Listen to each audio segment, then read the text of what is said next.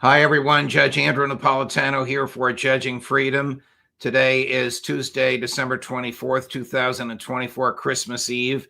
Our dear friend Aaron Maté joins us now. Aaron, as always, a pleasure. Thank you very much. And thank you for all you've done for the show and for educating me and our viewers in the past year. It's been a wonderful collaboration, and I hope we can continue in the next year.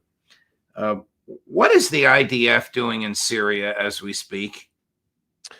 They're grabbing as much territory as they can, taking advantage of the fall of Assad. Immediately when Assad left, they went on a rampage attacking Syria's military infrastructure, taking out the Navy, just to ensure that in case anybody in Syria ever gets any ideas about trying to take back Syrian territory, which Israel stole in 1967, the Golan Heights, that Syria will not be able to do that. And they basically announced that because of the change of government in Syria, that a 1973 armistice no longer took effect. And so Israel not only wiped out scores of positions of the Syrian military, but took even more territory, including Mount Hermon, which is a very high point in Syria, giving Israel new strategic depth over Syrian territory. So that was just a message that the Golan Heights, which Israel stole in 1967, is ours, and we have such a monopoly on force that we're going to take even more territory just to make sure that nobody gets any bad ideas. Why is Syria being trashed or destroyed between the Kurds, the Turks, the U.S., and the Israelis?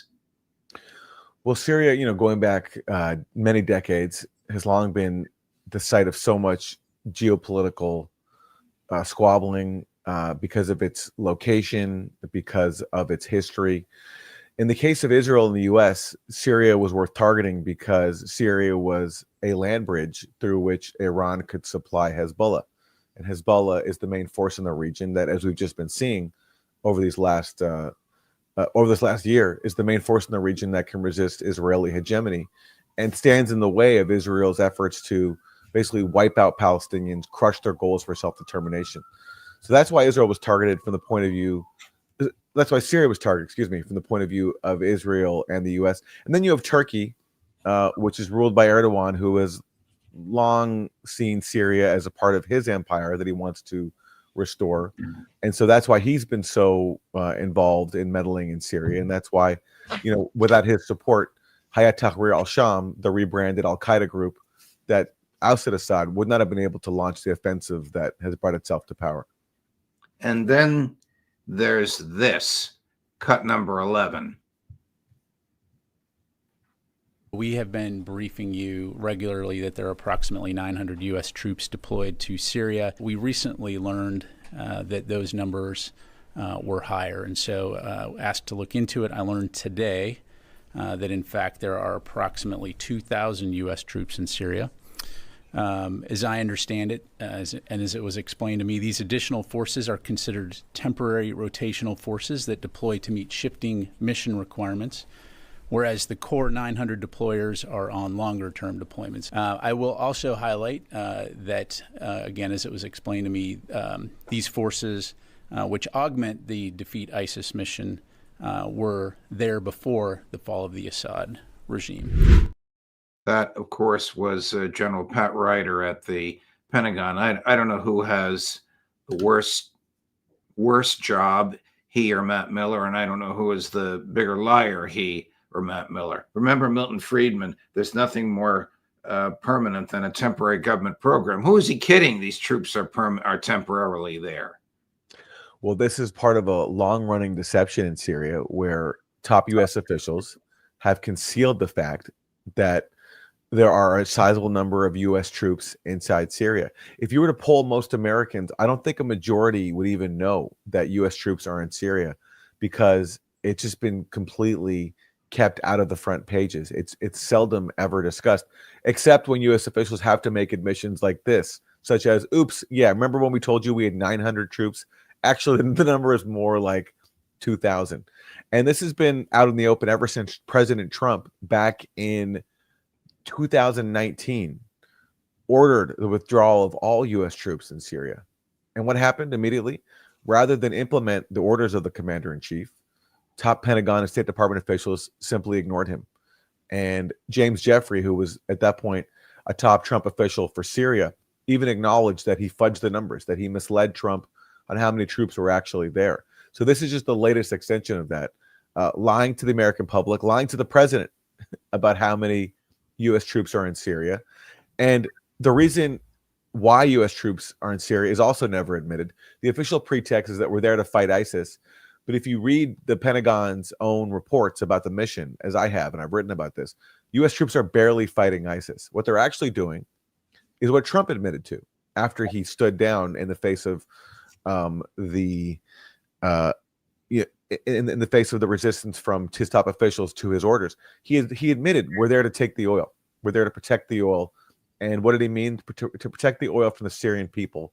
Because at that point, although the U.S. had stopped arming insurgents through the CIA to overthrow the Syrian government, by occupying Syria's oil and wheat fields, as the U.S. has been doing, that was the way to starve the Syrian government of revenue and therefore continue the torture of the Syrian people through the means of military occupation. So that military occupation has deprived Syria of its oil and wheat, coupled with the sanctions that the U.S. has imposed that have prevented Syria from rebuilding and just cratered the value of its currency. And these were key factors in the suffering and the decimation of a country that led to Assad's ouster finally just in recent weeks. What was the reason given for the initial introduction of U.S. troops, or even, I think we talked about this, Obama's determination to topple Assad? Start with the troops. What was the justification for their presence in the first place if it wasn't to facilitate the theft of oil? It was the spread of ISIS, because thanks to the U.S. war in Iraq and the dirty war in Syria, ISIS spread throughout the region and established a caliphate in parts of Iraq and Syria, as, by the way, U.S. intelligence officials had predicted years earlier in a Pentagon Defense Intelligence Agency report early on in the Syria dirty war, where they pointed out that the rebels are intent on creating a caliphate in parts of Syria. And that's exactly what happened. So after helping to create this ISIS caliphate by invading Iraq and, fueling an insurgency in Syria, then the Obama administration turned around and said, okay, we have to stop this threat. And so that's why U.S. troops are in Syria. Also ostensibly to help out the Kurds, which are U.S. proxies inside Syria. But the main reason was to stop the spread of ISIS. But just to underscore how the U.S. was not initially concerned with the spread of ISIS, there's a leaked audio where John Kerry admits that the U.S. was sitting back and watching as ISIS spread in Syria because they hoped that the growth of ISIS and its encroachment on Damascus would force Assad to negotiate his way out of power and basically bring in someone who the U.S. favored, who the U.S. could get behind. So the U.S. went from sitting back and watching ISIS spread to then going into Syria under the guise of trying to stop it. And there has been some fighting by the U.S. against ISIS, but that's been inconsistent. In areas where it suited the goal of regime change in Syria, the U.S. basically sat back and watched, as John Kerry said, they watched ISIS spread. So, for example, they watched ISIS as it crossed the desert to take the ancient town of Palmyra. So now, after watching ISIS spread, that's how they justified a U.S. military occupation in Syria that is really ultimately intended at looting Syria's oil and wheat to starve the country. Here is a person who calls himself Ahmed al-Shara. It's al-Jilani. Take a look at what he looks like and listen to what he has to say. Cut number one. There are many differences between Syria and the Taliban. The way we govern is different. Afghanistan is a tribal community. Syria is completely different. The people just don't think in the same way. The Syrian government and the ruling system will be in line with Syria's history and culture. What could he be talking about when he says the Syrian government? Over what part of Syria does his gaggle of terrorists even have authority or jurisdiction or control? Well, they have control now over the major cities, stretching from Aleppo to Idlib to Damascus. But do they have legitimacy? They're an insurgency, after all. And let's even assume for a second that al-Jilani, the former leader of al-Qaeda in Syria, the former deputy leader of ISIS, is somehow magically now a moderate rebel. He's changed his ways. Under his command, his forces during the dirty war slaughtered minorities in places like Latakia. Let's say all that is behind him. But the problem is he's not the only insurgent force inside Syria. There are so many militias from around the world, armed to the teeth, newly empowered by this toppling of Assad. Will Jelani be able to exert control over all of them and bring them in line? We've just seen an example of, in one town, a massive Christmas tree was burned. Jelani's forces claim that this was a mistake and that this was done by a foreign force and that they will be punished. Okay, I mean, let's assume that they're sincere in that. But would they be able to control these newly empowered militias who have all the weaponry from around the world, who are composed of people who, in large part, are not even Syrian? In a country that's been decimated by war, just look at the examples of Libya, of Iraq. I mean, it's very hard to imagine that even if Jelani really is magically rehabilitated, that this will go well. How safe is Syria? I mean, are these militias fighting each other for control over certain areas? There have been reports of that, and there are reports, that I get from friends of mine who are still there. There are Telegram channels devoted to the rights of minority groups in Syria, and you see so many stories of people living in fear, and awful videos of summary executions and other atrocities. And this is just inevitable in a country that's been torn apart by war. When you let Syria become dominated by sectarian militias, as was basically the CIA strategy in the Dirty War, chaos will reign.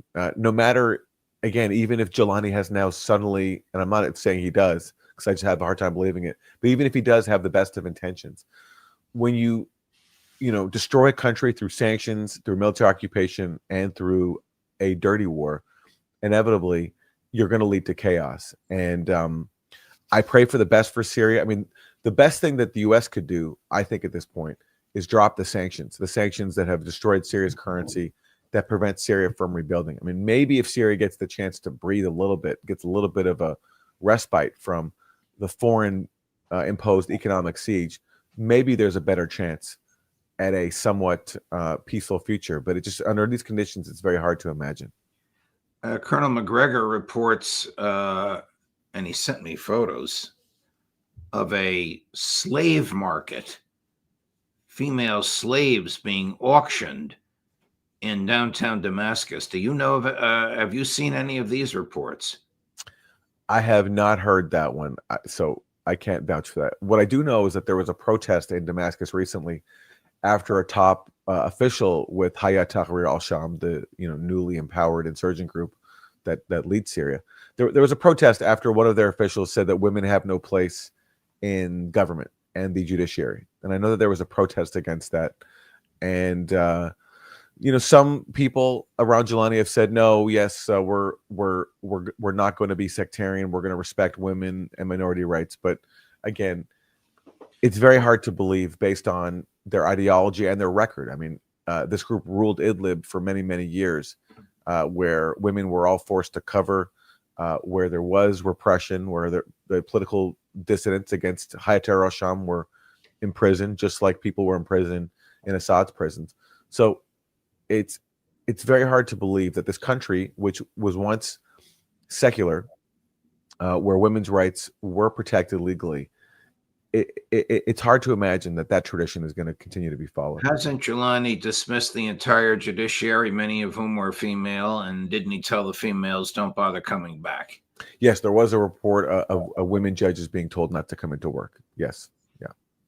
Are Christians safe in Syria, Aaron? Well, certainly, I know many Christians who are very worried for their safety. I don't want to speak in broad terms.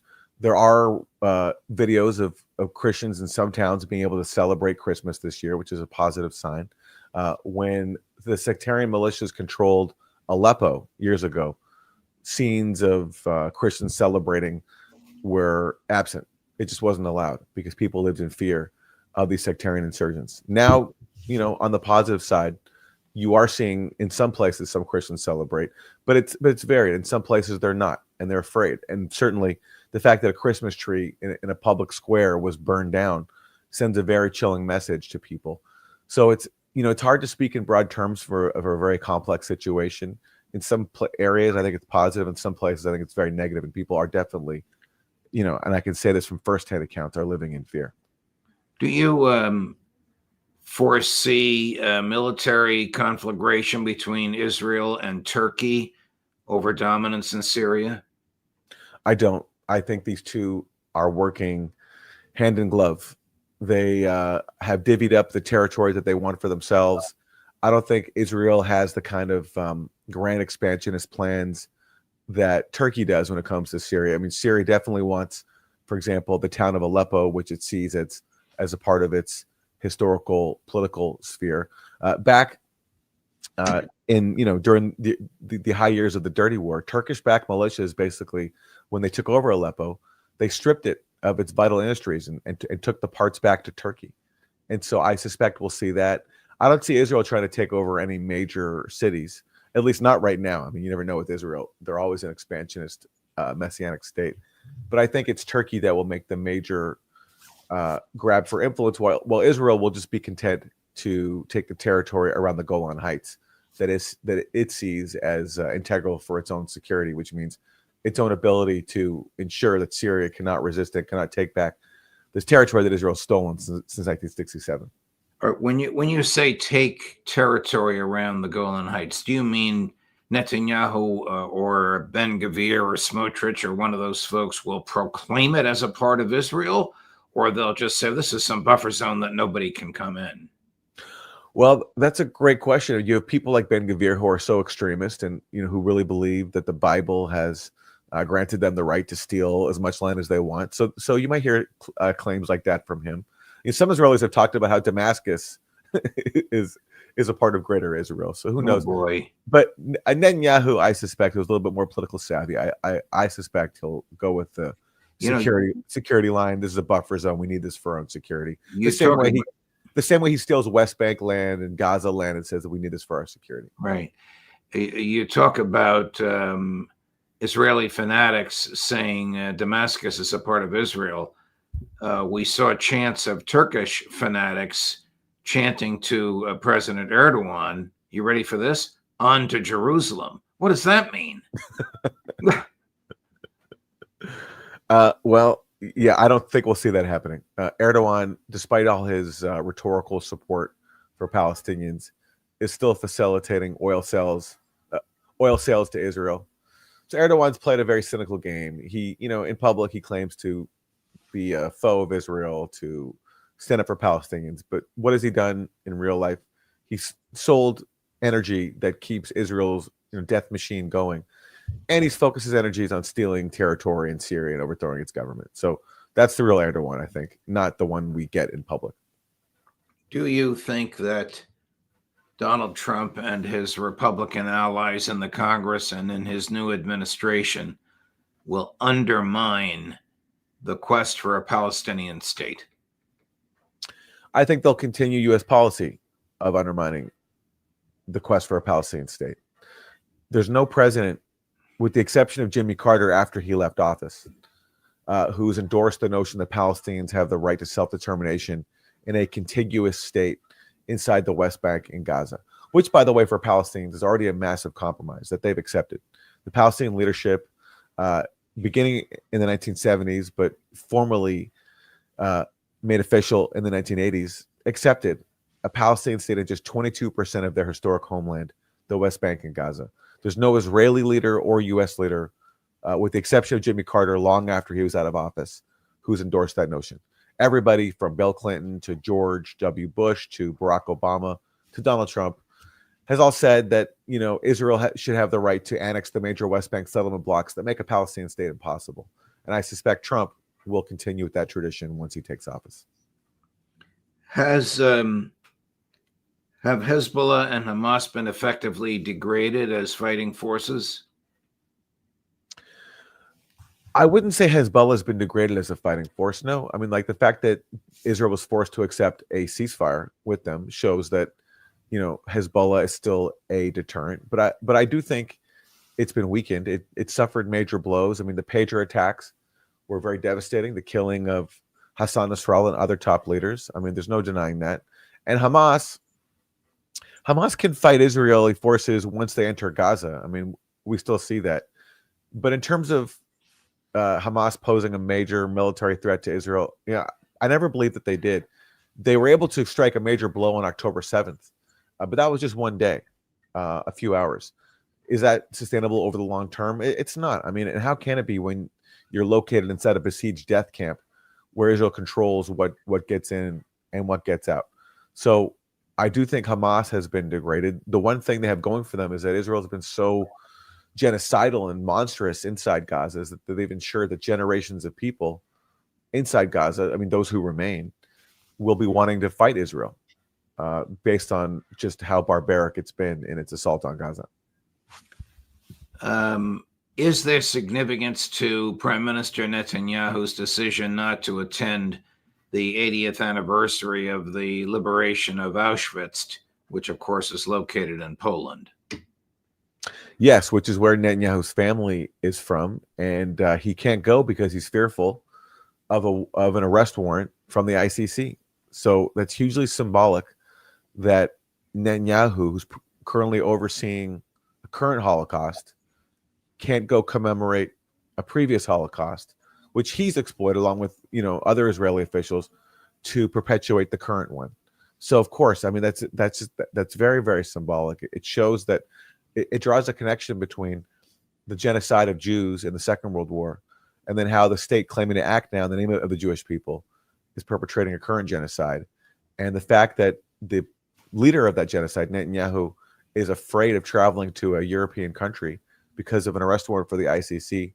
I mean, in a very grim year, that's one tiny modicum of justice that people, I think, who care about fairness in this world and some accountability can take heart in. That in some ways, Netanyahu is facing consequences for what he's done. Is he still on trial almost as we speak? Yes, he is. Yes, he is. And the fact that he is on trial will continue to incentivize him to prolong Gaza's misery for as long as possible. And that's why, again, there's been renewed talk from the U.S. of a new ceasefire round of negotiations brokered by Qatar. But Netanyahu has made clear it's not happening. It's not happening under his watch. Aaron Maté, thank you, my dear friend. Merry Christmas, Happy Hanukkah, the best of everything to you as we conclude this year. We look forward to working with you in the new one. Thank you, Judge, to you as well, and to your audience. Thank you. All the best. Coming up, our last live interview of the year. We have many surprises coming up for you during the holiday break, but our last live interview of the year at 11 o'clock this morning. Who else? Scott Ritter, Judge Napolitano for Judging Freedom.